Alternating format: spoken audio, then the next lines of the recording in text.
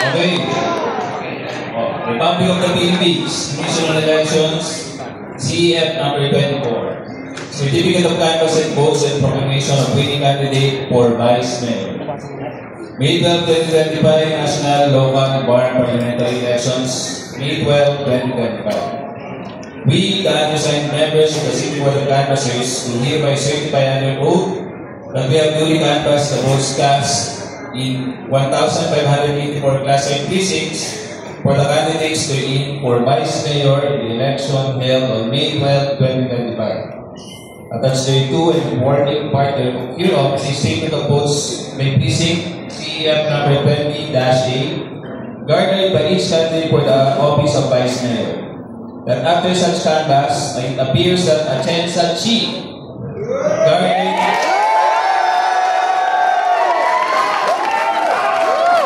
584,145 votes for the office of Vice Mayor, the same being the highest number of votes legally cast for said office. On the basis of the foregoing, we hereby proclaim the above named winning candidate as the duly elected Vice Mayor of NCR.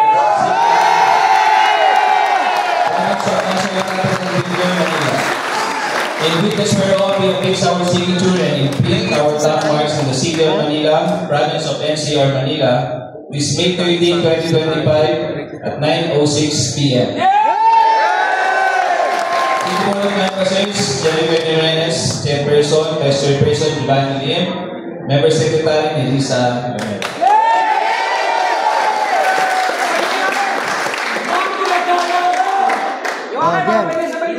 Kanta na.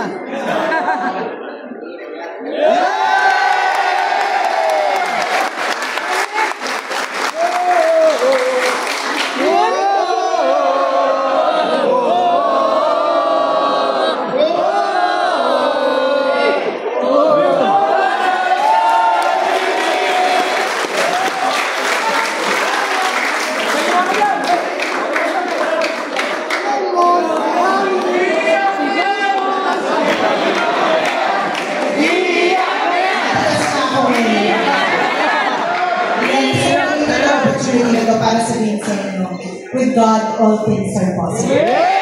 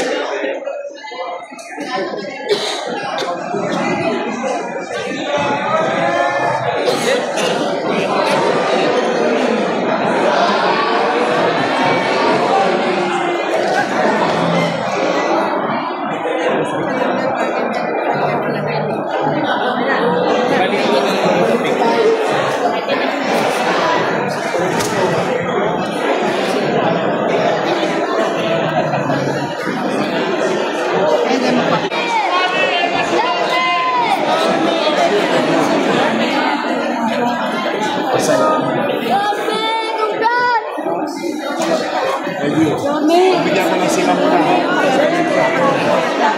love you.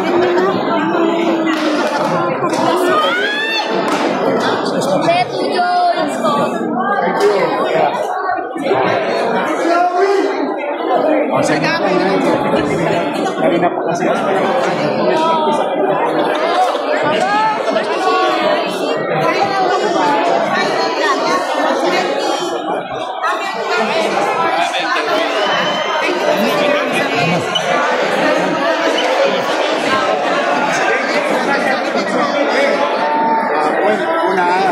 Before I answer that, again, now it's official. Chichi and I, and most of your Miss Choice, we won the local election in Manila, being proclaimed. So, let me take this opportunity na magpasalamat ulit at walang hanggang pasasalamat sa aking mga minamahal na lolo't lola. I love you.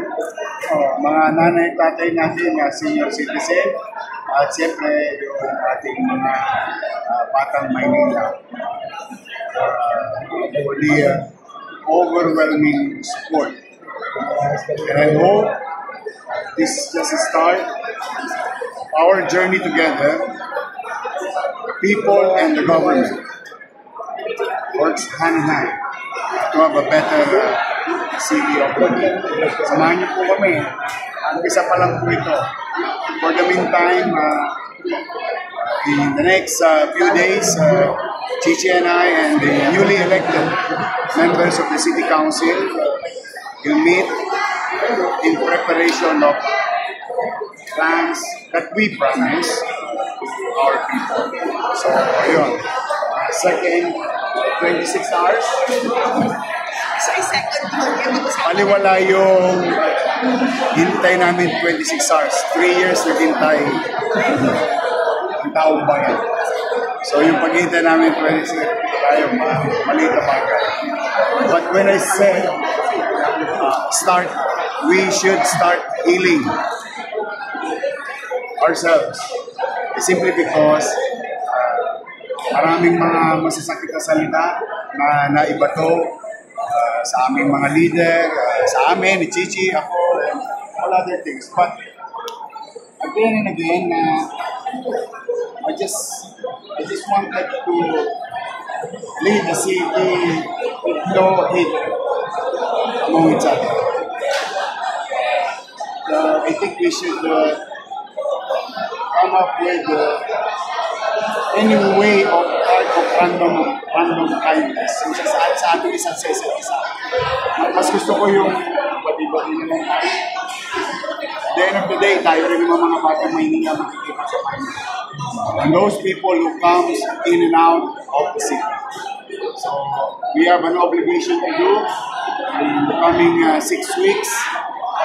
We will prepare and I think we need to do what we have to do for the people of Manila. So that's why we start from healing. Pati-pati na tayo. Ako, okay na ako. Masaktan kami, don't get me wrong. Emotionally, psychologically, we were hurt. But people overwhelmingly spoke. That we respect, and I think that's good enough indication for Chichi and I and the entire group. So we are very grateful about it, and we start moving on, and we move forward, and hopefully, with the help of our people, we move fast to recover. Balik ang kaliwalasan, linisan, peace and order situation of the city, kapalagagan ng pamumuhay. And Chichi, leading the City Council, presiding over the session, will come up with their idea with regard to how to deliver the livelihood program that she promised to the city. And we will have. Mix